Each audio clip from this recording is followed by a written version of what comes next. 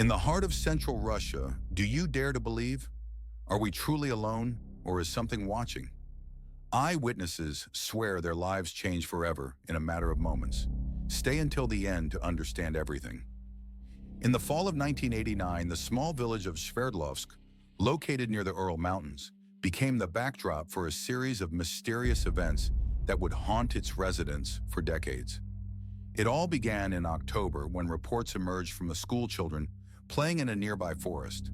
They claimed to have seen strange, luminous figures darting between the trees. The children's tales, initially dismissed as mere imagination, soon escalated into something far more chilling as eerie sounds echoed through the darkness, drawing the attention of their anxious parents. Witnesses reported experiencing unexplainable phenomena, objects moving on their own, chilling whispers carried by the wind, and pervading feelings of dread that lingered in the air.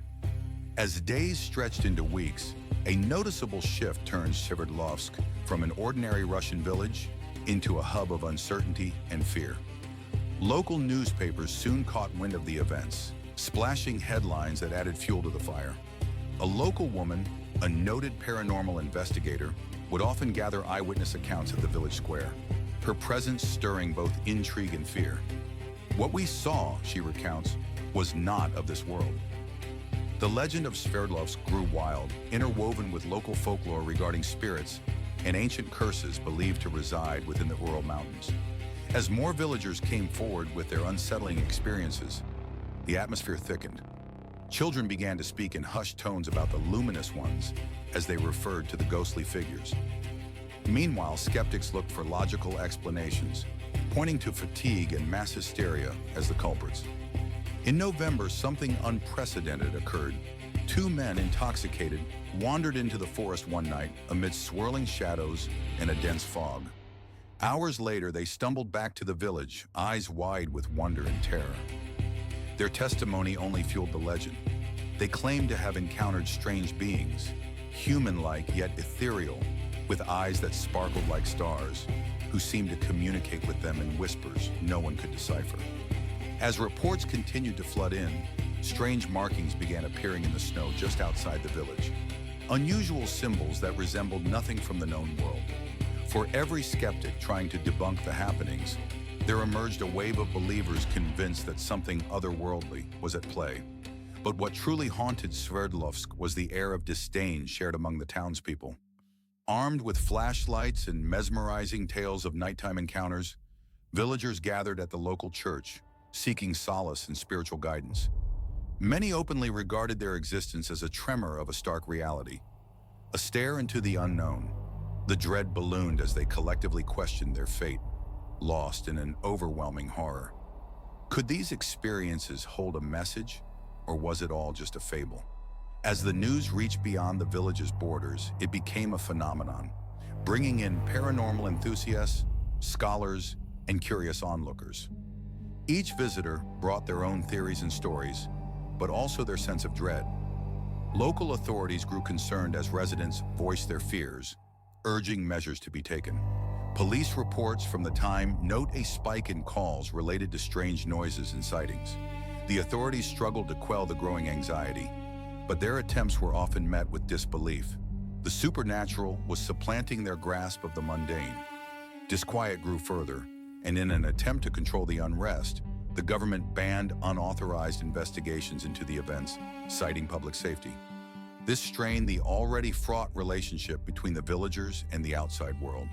The once serene village now bore an identity tinged with the uncanny, a cautionary tale whispered among the trees and squinted at through windows. On any given night, it was said one could hear the soft hum of fear rolling off the mountains.